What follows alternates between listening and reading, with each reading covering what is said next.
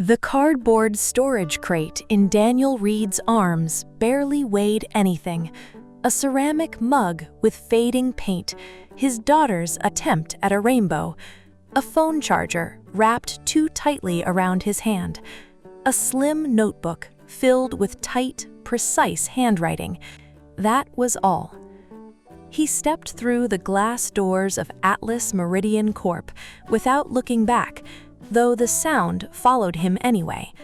Laughter. Not loud, not outrageous, just comfortable. The kind people allow themselves when they believe a problem has been removed. Claire Monroe stood just inside the lobby, arms loosely folded, expression composed. Not cruel, not warm, simply resolved. To her, this was administrative cleanup. Daniel descended the wide granite steps into the late afternoon light. The city moved as it always did, taxis sliding past, pedestrians checking phones, life uninterrupted. He placed the crate gently on the concrete ledge and reached into his coat pocket. His phone unlocked with a soft chime. He selected a contact saved under a single initial. The call connected before the second ring. Daniel's voice was steady, almost conversational. Begin the review, full scope, effective immediately. A pause. And restrict supervisory access on 17. He ended the call without another word. Behind the reflective glass of Atlas Meridian's headquarters, something subtle began shifting. Access permissions recalibrated, external transfers paused, security flags quietly activated. Inside, no one on the 17th floor noticed. Claire returned to her office. Evan Pike leaned back in his chair, already retelling the story. Upstairs, servers continued humming, unaware that the narrative inside the building had just changed. Daniel picked up the crate and walked toward the parking structure, his expression unreadable. They thought they had escorted a junior analyst out of the building. What they didn't realize was that he had just stepped into his real authority. Daniel Reed had been back in the country for just under a month when he first walked into Atlas Meridian's headquarters, carrying a worn leather satchel and a meme that meant very little to anyone inside the building. That had been intentional. For the past 6 years, he had worked overseas in operational recovery, quietly restructuring failing logistics networks, stabilizing fractured supply chains, repairing companies that had grown too fast and fractured at the center. It wasn't glamorous work. It required patience, long hours, and the ability to see what others preferred to ignore. 3 years earlier, after his wife's unexpected passing, he had taken fewer long-term contracts. His 9-year-old daughter needed stability. When his mother, the founder and CEO of Atlas Meridian, called to say she was preparing to step down, Daniel listened carefully. She offered him succession. He declined. Not the responsibility, just the path to it. If I'm going to lead it, he had told her, I need to understand how it actually feels to work here. Her only condition was simple. No special treatment. If you do this, you do it completely. So Daniel requested a standard employee badge, no executive visibility, a mid-level operations analyst role on the 17th floor. No announcement, no connection to the founder disclosed. His mother agreed. On his first morning, HR handed him a temporary access card and pointed him toward the elevators. No one looked twice. He wore a simple button-down shirt and shoes polished, but unremarkable. The 17th floor handled compliance coordination and internal reporting, the connective tissue of the company. If something was unhealthy inside Atlas Meridian, it would show up there first. Daniel didn't come to observe spreadsheets. He came to observe culture. And within days, he began to see patterns no executive report had ever mentioned. The 17th floor operated with an efficiency that looked impressive from a distance. Deadlines were met, reports were filed, senior leadership rarely received complaints. On paper, Claire Monroe's team was one of the most stable units in the company. Up close, it was something else entirely. Claire managed with polished composure and selective warmth. She knew when to praise publicly and when to correct quietly, or not so quietly. Authority rested comfortably on her shoulders. Nothing moved on the floor without passing through her. At her right hand was Evan Pike, confident, charismatic, quick with humor that hovered just close enough to insult to make people question whether they had misunderstood it. He dominated meetings effortlessly. Laura Kent sat slightly behind them in hierarchy, but never in awareness. She handled documentation and internal routing, performance notes, project summaries, departmental submissions. Quiet, observant, meticulous. And then there was everyone else. Daniel noticed the social lines within his first week. Lunches planned in partial whispers, credit distributed upward, errors redirected downward. When Daniel corrected inconsistencies in a vendor compliance report, work that had been stalled for days, he uploaded the finalized version without comment. 2 days later, he overheard Evan presenting the improvement to Claire as a team adjustment he had supervised. Claire nodded approvingly. Daniel's name was never mentioned. Later that week, a junior analyst was publicly questioned over a minor formatting oversight. The correction could have been private. It wasn't. The message was clear. Mistakes had owners. Credit did not. Patterns repeated. Clean work reassigned. Ambiguity weaponized.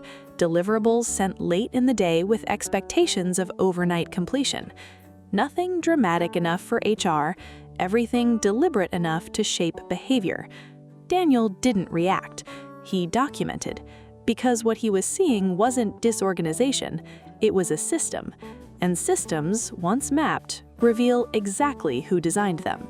By the beginning of his third week, Daniel had earned something that looked like trust.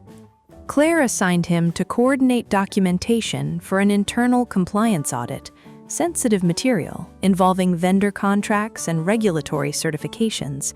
It was the most responsibility he had been given so far. He accepted without hesitation. The existing tracking process was fragmented, spread across disconnected spreadsheets and loosely labeled folders. Daniel rebuilt it from the ground up, a centralized tracker, clear version histories, access logs enabled, structured permissions. It was efficient, transparent. He shared access with Claire and the 2 senior team members who would need visibility. 2 days later, everything shifted. Daniel arrived Thursday morning to find a message waiting. HR request, immediate meeting. Inside the glass-walled conference room sat Claire, a representative from compliance, and a senior HR officer. Their expressions were controlled, rehearsed. The accusation was direct. Over the past 48 hours, restricted vendor files had been accessed and exported externally using credentials assigned to Daniel. There was, HR explained, a clear digital trail. Daniel listened without interruption. "May I review the access log?" he asked. Claire responded smoothly. "Legal is handling the documentation." The HR officer slid a termination notice across the table. Effective immediately. Security violation. Breach of trust. Employment concluded. Daniel looked at the paper for a moment, then signed. No argument, no raised voice. He returned to his desk under the quiet observation of the floor. He placed his mug, charger, and notebook into a small storage crate, the same one he would carry through the lobby minutes later. As the elevator doors closed, Evan leaned back in his chair. Crisis resolved. What no one on the 17th floor realized was that Daniel had enabled tracking for a reason, and the real audit hadn't even started yet. The parking structure beneath Atlas Meridian was cool and dim, insulated from the noise of the street above. Daniel placed the storage crate on the passenger seat of his car but didn't start the engine. For a moment, he simply sat there. He replayed the meeting in his mind, not emotionally but structurally, the phrasing, the timing, the refusal to disclose the access logs. It had moved too cleanly, too confidently. He already knew what that meant. He unlocked his phone and selected the same contact he had used on the front steps. This time, the line connected instantly. "Status?" the voice on the other end asked. "Termination executed," Daniel replied evenly. They cited data extraction from the audit tracker. A pause. "That's unlikely," the voice said. "It is," Daniel confirmed. "Initiate forensic review, full credential trace, device origin, IP routing, internal relay points." And the floor? "Restrict supervisory accounts. Preserve all communications for the past 5 years. Quiet hold. No notification yet." Another pause, this time longer. "Understood." Daniel added one final instruction. "Prepare the board. We move today." He ended the call and leaned back in his seat, eyes resting on the low concrete ceiling above him. Upstairs, changes were already unfolding. Administrative privileges on the 17th floor began to tighten. External transfer capabilities silently froze. IT security flagged historical login anomalies previously buried under routine traffic. Claire was in her office reviewing quarterly summaries. Evan was recounting the breach incident with subtle satisfaction. Laura was updating internal records.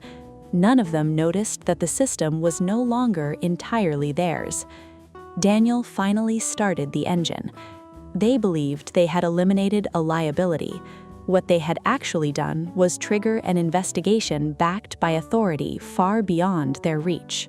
Daniel did not re-enter Atlas Meridian through the main lobby. 40 minutes after leaving with his crate, he drove into the secured lower level reserved for executive access. The security gate lifted without hesitation. His temporary badge would not have opened it. A different credential did. The private elevator carried him to the 32nd floor, where the executive offices overlooked the city skyline. Waiting inside the boardroom were the company's chief legal officer, 2 members of the internal security team, and at the head of the table, the founder herself, his mother. She did not greet him as a son. She greeted him as incoming leadership. "Show me," she said. Within minutes, forensic data filled the main screen. Login credentials tied to Daniel's analyst account had indeed accessed restricted files, but the originating device ID did not match his workstation. The internal IP trace resolved to a terminal assigned to Evan Pike. Further review showed something even more revealing.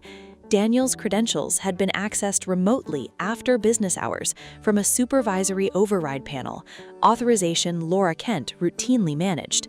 It wasn't sophisticated, it was procedural. The breach had been staged using the very system Daniel rebuilt, unaware that enhanced tracking had recorded device fingerprints and routing layers the team hadn't accounted for. The legal officer summarized calmly, "This framing is verifiable. This is actionable." But as deeper records surfaced, the issue widened. Performance evaluations rerouted, complaint forms closed without escalation, patterns stretching back years. This wasn't a single false accusation, it was infrastructure. Daniel folded his hands on the table. "They thought this was about one analyst," he said quietly. He looked toward the glass walls overlooking the city below. "It's about the entire floor. And by the end of the day, the entire company would know it." At 3:15 p.m., a company-wide notification appeared across every internal screen. Mandatory all-hands meeting, 4 p.m., main atrium. Subject, leadership announcement. Speculation spread instantly. On the 17th floor, Claire stood near the window bank, speaking in low, assured tones about organizational shifts and strategic opportunity. Evan leaned casually against a desk, clearly entertained by the sudden drama of the day. Laura refreshed her inbox twice in under a minute. None of them connected the meeting to the termination that morning. By 3:55, the atrium was filled. Employees gathered shoulder to shoulder beneath the high glass ceiling. Conversations quieted as the founder stepped onto the platform. She spoke without theatrics. She thanked the company for decades of work. She spoke about growth, about scale, about the difficulty of preserving integrity as organizations expand. Then her tone shifted, subtle but unmistakable. "For the past few weeks," she said, "your next leader has been working inside this building, without title, without announcement." A ripple moved through the crowd. She turned slightly toward the side of the stage. "Daniel Reed, please join me." Daniel walked into view wearing the same simple clothes he had worn that morning when security escorted him out. Silence fell completely. Recognition traveled visibly across Claire's face, confusion first, then calculation. Daniel stood beside the founder but did not take the microphone immediately. Instead, the chief legal officer stepped forward. He spoke with precision. An internal review had uncovered evidence of fabricated misconduct used to justify a termination earlier that day. Further investigation had revealed a sustained pattern of performance manipulation and complaint suppression within a specific supervisory chain. Administrative suspensions were effective immediately. Names were not spoken aloud. They didn't need to be, because at that exact moment, security personnel were already moving toward the 17th floor. The atrium emptied slowly. Conversations hushed and fragmented. Shock lingered in the air long after the official announcement ended. Daniel did not celebrate. Within the hour, he was back in the executive conference room reviewing the expanded audit summary. What had begun as a staged data breach had exposed something deeper. 5 years of manipulated evaluations, delayed promotions, and internal complaints quietly redirected back to the very managers they accused. Claire Monroe's approval signature appeared repeatedly. Evan Pike's name surfaced across inflated project attributions. Laura Kent's documentation trails connected the administrative framework that made it possible. Termination for the 3 of them was straightforward. The evidence was documented, consistent, and legally sound. But 4 additional team members had participated indirectly, forwarding altered summaries, remaining silent during known misattributions, reinforcing the hierarchy because it benefited them. That was where the decision grew complicated. Daniel studied each file individually. 2 of the 4 had once received negative evaluations themselves before gradually aligning with Claire's structure. Survival had evolved into cooperation. Was silence complicity? Sometimes. Was it always malicious? Not necessarily. The chief legal officer outlined the risk factors, the liability exposure, the procedural pathways. The options were clear from a legal standpoint, but leadership was not the same as legality. Daniel finally closed the final folder. "Primary architects are terminated," he said calmly. "Documented participants are including." He paused. "For the remaining staff, performance records from the last 5 years will be independently reviewed. No prior evaluation stands without reassessment. Accountability would be decisive, but not reckless, because dismantling a toxic structure required more than removing its top layer. It required rebuilding the foundation underneath it. And the real test of his leadership would begin when he returned to the 17th floor, not as an analyst this time, but as the one responsible for what came next. At 9:05 the next morning, Daniel stepped off the elevator onto the 17th floor. The atmosphere was different from the day before, quieter, tighter. Desks once occupied by Claire, Evan, and Laura were empty, screens dark, personal items already removed. The remaining staff were present but not working, fingers resting motionless on keyboards, waiting. Daniel didn't call a formal meeting room session. He walked to the center of the open workspace. "Can we gather for a few minutes?" he asked. Chairs shifted, conversations stopped. A semicircle formed, careful expressions, measured posture, years of learned restraint. Daniel stood without notes. "I want to speak plainly," he began. "The investigation is complete, the terminations are final." No one reacted outwardly. He continued, "Effective immediately, all performance evaluations from the past 5 years on this floor are suspended pending independent review. Promotion decisions influenced during that period will be reassessed." A flicker moved across several faces. "If you raised concerns in the past and felt they were dismissed, there will be a direct reporting channel opening this week. It will route outside this management structure, directly to legal oversight and to my office." A pause. One analyst near the front, quiet, steady, raised her hand. "Will past denials actually be reconsidered?" "Yes," Daniel replied without hesitation. "If the record shows influence from misconduct, outcomes will be corrected." Silence again, but softer now. A man toward the back spoke next. "What about those of us who stayed quiet?" Daniel met his gaze. "Survival in a broken system isn't the same as designing it," he said. "This review focuses on documented participation, not fear." Shoulders lowered almost imperceptibly around the room. Daniel glanced once at the empty desks near the windows.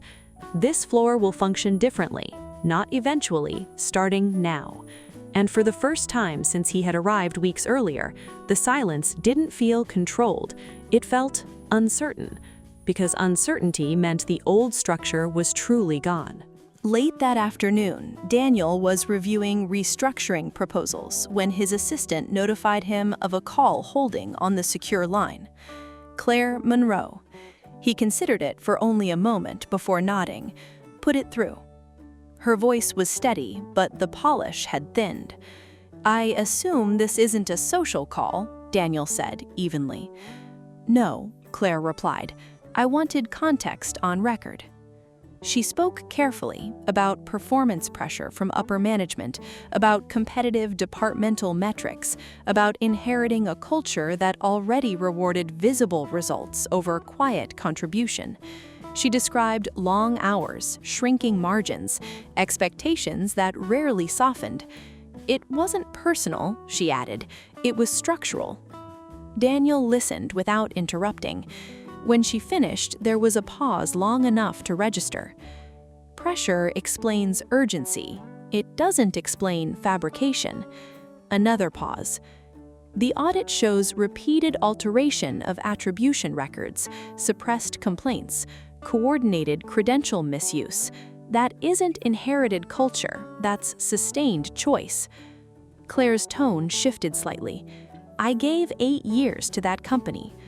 "And you were compensated for 8 years," Daniel replied calmly. "Your severance reflects your contract. The decision reflects the record." Silence settled between them, heavier now. "I did what I thought was necessary to keep the floor performing," she said quietly. Daniel's voice remained measured. "Performance without integrity is temporary. It always collapses." There was nothing more to negotiate. Claire ended the call first. Daniel set the receiver down and looked through the window of his office at the fading light over the city. Difficult decisions rarely felt dramatic in the moment. They felt procedural, quiet. But consequences echoed long after the call disconnected, and the real work of proving this change wasn't symbolic was still ahead. 2 weeks later, long after the headlines inside the company had settled into routine updates and policy revisions, Daniel stayed late in his office on the 32nd floor. The building was nearly silent. Restructuring plans were underway. Independent auditors were reviewing historical evaluations. 2 former employees who had resigned after filing complaints had agreed to speak with the legal team. Promotions previously denied were being reassessed. Progress was measurable, but culture was slower. Around 8:30 p.m., Daniel shut down his monitor and stared for a moment at the empty corner of his desk. Something felt unfinished. He took the private elevator down to the parking level and opened the back seat of his car. The cardboard storage crate was still there. He had never brought it upstairs. Carrying it now, he returned to his office without ceremony. He set it on the desk and lifted each item out carefully. The chipped ceramic mug, his daughter's uneven rainbow still bright against white glaze, he placed on the windowsill overlooking the city.